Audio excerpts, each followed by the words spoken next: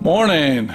So here's the STI Subaru hood that my son got for his new used Subaru. So the job that, or what we're doing with this, is we're going to be painting it the plasma pearl blue STI color. This is a fully functional hood. There's been one I guess first step of doing some wet sanding. Still needs to be more done. Not there yet for being sealed. You can see there's some shiny spots. See the shiny spots there? We didn't have the windshield washer nozzles removed, so there's been no wet sanding around there, and you can see where it's shiny. And it's shiny. And throughout the hood, you can probably see here. Let me zoom in. It looks like it's wet, but those are shiny spots still with the clear coat. So before we put the sealer on it, need to kind of take a serious look at my air compressor and air supply and upgrade it. Let me show you. I'm gonna go over on the workbench and show you. Okay, let me show you the improvements, needing improvements. You know how you say you're gonna do something, oh, it's just gonna be temporary. So what I did temporary when I got the new air compressor, came right out of the tank, connected it with a 100-foot long 3/8 air hose. So then to regulate it down for air tools or painting, I had another section of holes, and I had a air regulator filter combo that would quick disconnect between the two, so I could control the air pressure, and then the trap filter would, you know, kind of take care of moisture and oil. It did okay, but if you're going to invest serious money in the paint, you might want to invest some money in clean air and dry air.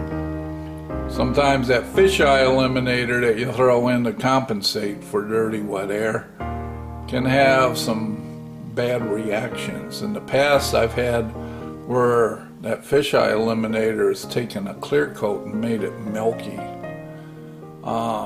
So let me show you now that after years of temporary, I'm gonna change the oil in the compressor and the filter, you know, make sure the tank's drained, and plumb it up.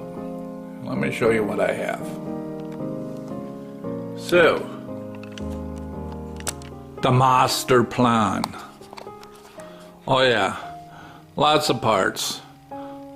Went to Harbor Freight, also ordered stuff from Amazon.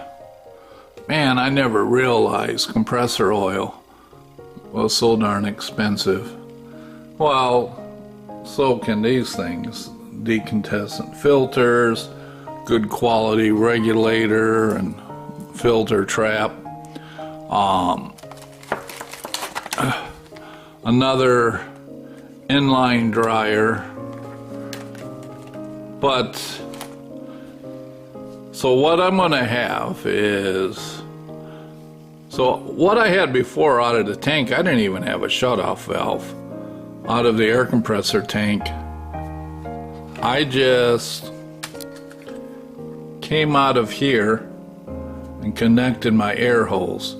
And then when I wanted to use my air tools or regulate the air, over here I had a temporary regulator air filter that I would just quick disconnect into.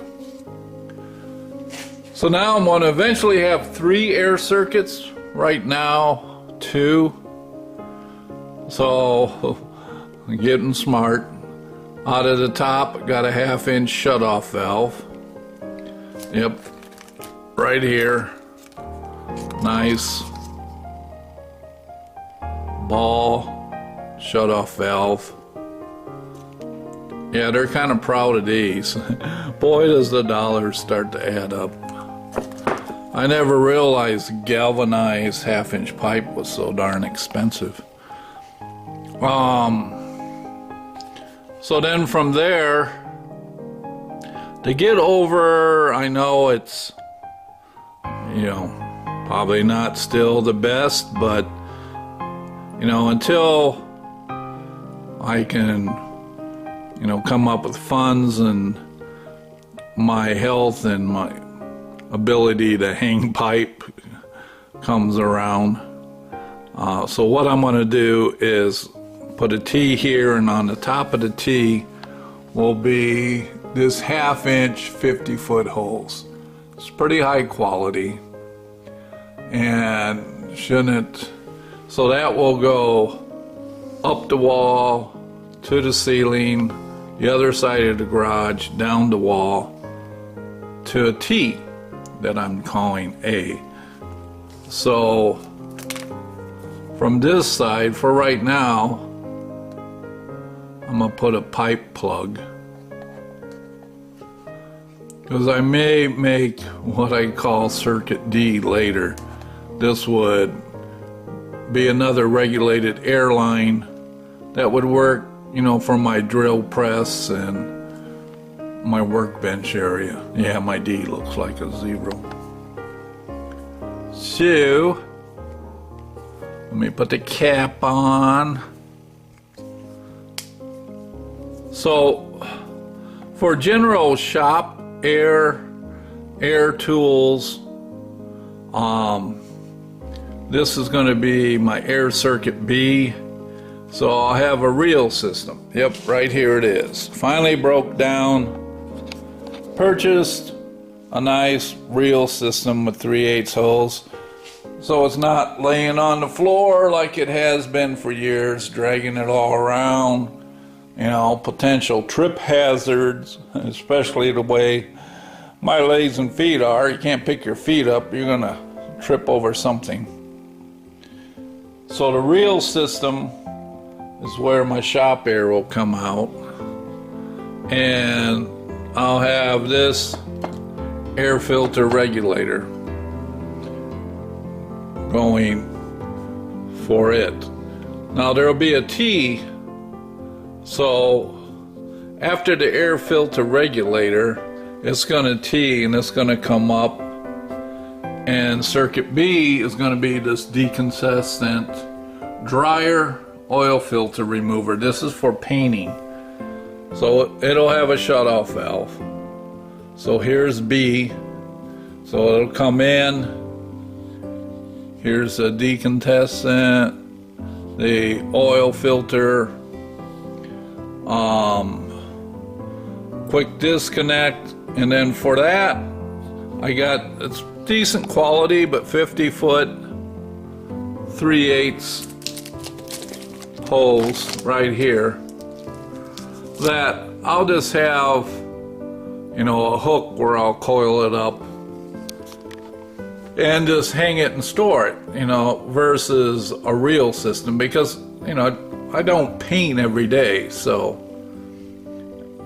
and actually this air circuit will be shut off until I do paint, because I don't want to constantly be changing this out.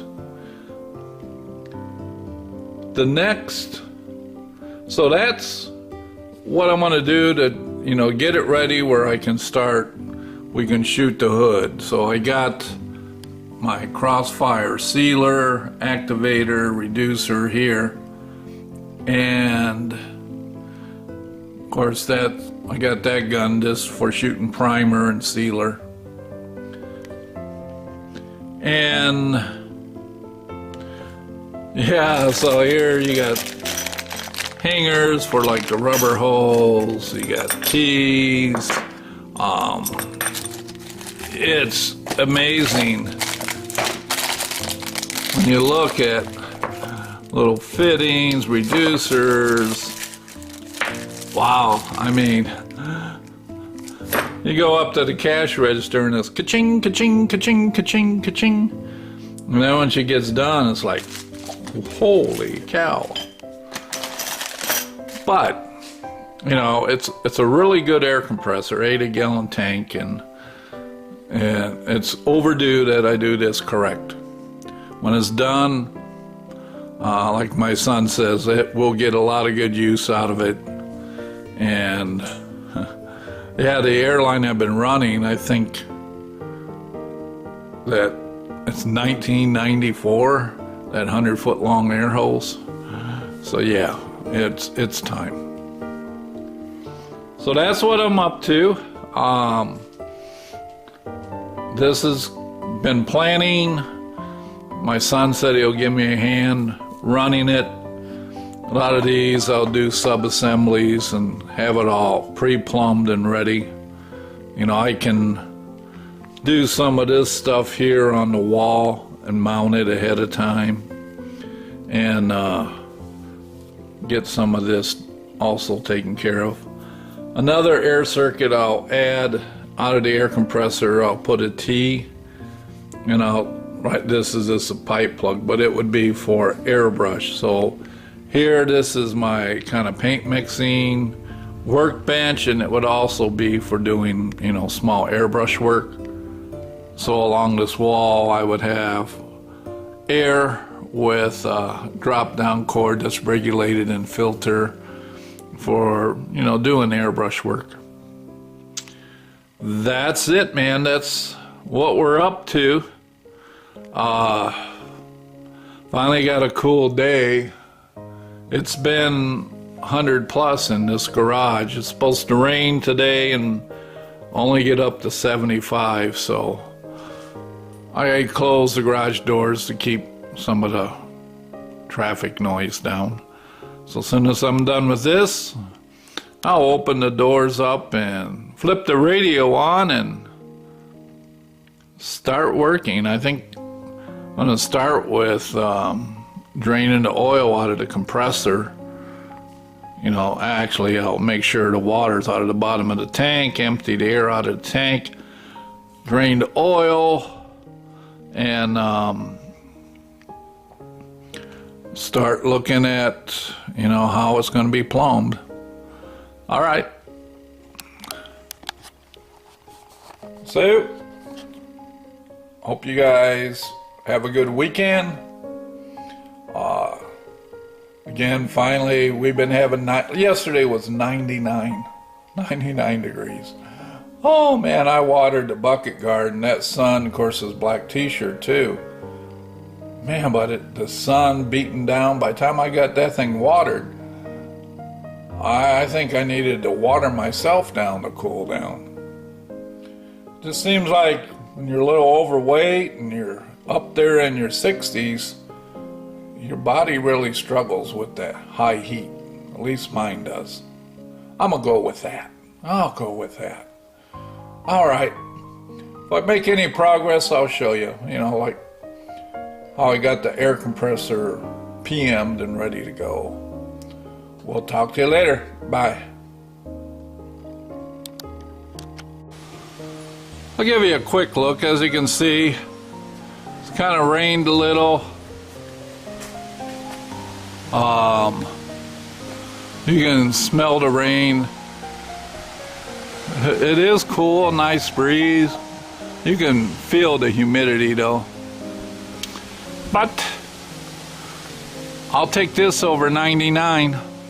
Like I said, with these garage doors open, getting some air flowing into this garage, it'll be tolerable to, you know, clean things up and, you know, putter around with the air system.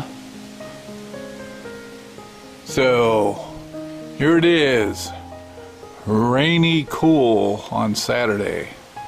We'll talk to you later. Bye.